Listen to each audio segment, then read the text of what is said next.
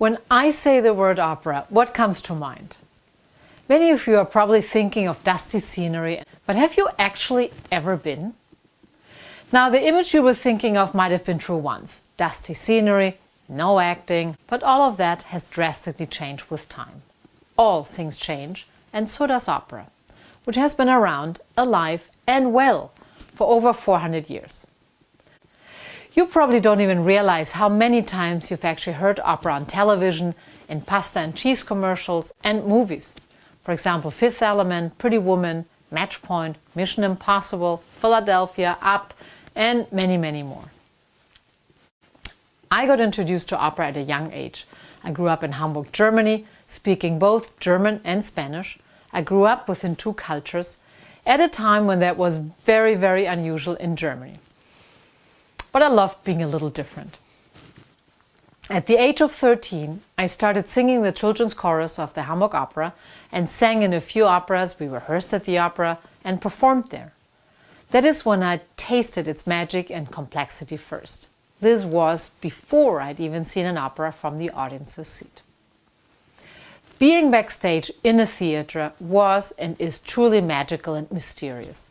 The scent of old wooden stage floors, all the costumes, the heat of hundreds of lighting instruments flooding the stage, so many people populating the backstage area, all with a clear purpose, singers in bright, colorful lights, the powerful singing. Even though I had no idea at the time what they were singing about, I didn't care because it didn't matter. The music was seducing in its own way. The setting was fascinatingly surreal. I was just completely hypnotized. So I decided to go and see an opera from the auditorium to see if the magic also worked for me from the audience's side. The first opera I saw was Don Carlo by Giuseppe Verdi, a big 19th century opera about the love-struck Crown Prince of Spain. It is set in dark times of the 16th century when the church was all-controlling, the king obeyed the cross, and the Inquisition claimed to obey God. So far so good, and a rather intriguing story to me. So I stood in line for a few hours to get one of the cheaper last-minute student tickets, and I got it. I ran to my seat and suddenly found myself on the main floor, 5th row center. Wow! Everybody settled in, the noise subsided, the lights dimmed down, the conductor entered, and then there was silence. I was nervous and impatient as the curtain slowly rose to the music and gave way to a large stage, beautiful scenery and costumes, about 70 orchestra musicians in the pit, many choristers, plus the soloists. 3 hours flew by. The experience was exhilarating. So much passion and emotion and impressive music. I wanted to go back again and see more. I wanted to know more about the history, the historical context of the story and the music. I wanted to know what play the opera was based on and who the composer was. After that first performance at the Hamburg Opera House, I started going to see opera about 3 times a week. I went on to see opera in countless places across Europe as a teenager. I went by train to Verona, Paris, Vienna, Munich, Berlin, and many more cities, often on my own or with my opera friends, but always on my own money. My parents never stopped me, but they made me work for it. With these incredible experiences and adventures, I saw my world and perspectives expand immensely. Now, opera houses or large multi-purpose theaters are typically in the center of a city, easily reachable for all audiences within the most interesting part of a city. In European countries, opera houses were historically an integral part of the society, attended by all types of people, not just by nobility and the high society. Many popular melodies from operas were even sung in the streets. They were the pop songs of their time, and opera singers achieved cult status, especially in the 18th, 19th, and also 20th century. Operas have been written since 1593, when a group of young musicians and artists decided to tell Greek plays through music and song in a small theatre in Florence, Italy. So, opera obviously has been around for over 400 years, engaging audiences all this time, which makes it actually still a young art form compared to Greek plays, Elizabethan theatre, paintings, sculptures, and literature at large.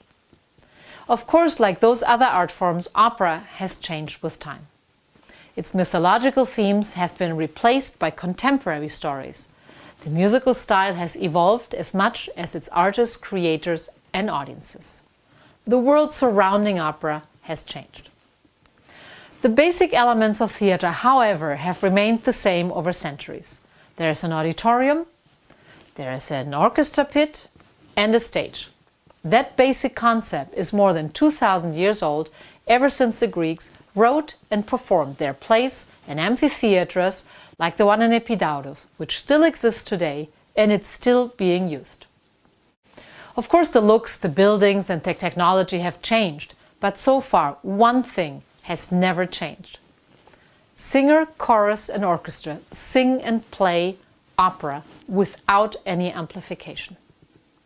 You heard correctly. Singers perform in theatres of 500 to 3,000 seats, or even in outdoor Greek and Roman amphitheatres that hold up to 15,000 people, all without amplification. Operas written today are still composed for unamplified singing and playing, except for electronic sound effects, of course. Instruments and voices can indeed fill a large hall as long as the audience is listening and watching silently.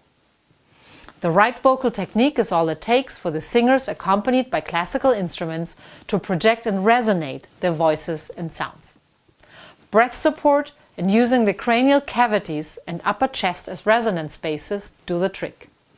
It is similar to a violin or a guitar whose sound reverberates within the instrument's hollow body.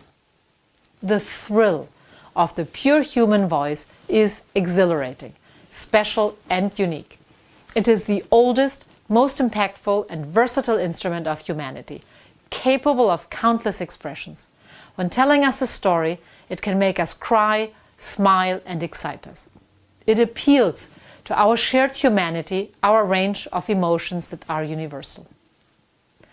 When words fail, we can sing, and by doing so, shake up emotions in a much stronger way than words ever could or will.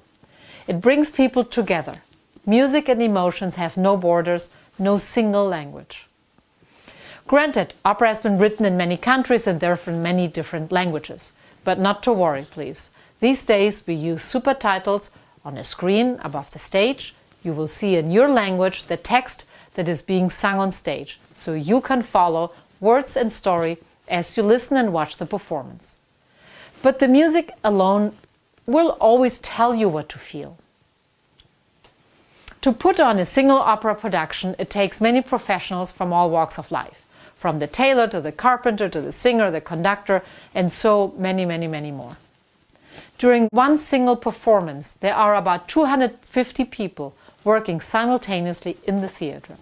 It requires a lot of teamwork, and everything needs to function perfectly like clockwork. It happens to be also the business with one of the highest percentage of on-time service and product delivery. We give a date and time for a performance, and the curtain rises always as scheduled, unlike many flight departures, postal shipments, or the cable repair. We are a business for all and from all, a diverse and international business that entertains, expands horizons, educates, and employs many, many people from within a community and way beyond its borders. It is a bit of magic to see it all come together, and a fabulous satisfaction that makes my heart race every time when the curtain comes down on a successful performance and the audience is on its feet clapping and cheering. Enjoy the suspense of disbelief and let yourself be abducted. Through time, humanity has always surrendered itself to stories, voice, and music. I love what I do. I love how opera connects people and brings so many of us together. I love that it inspires creativity and art, teaching us about the world and ourselves.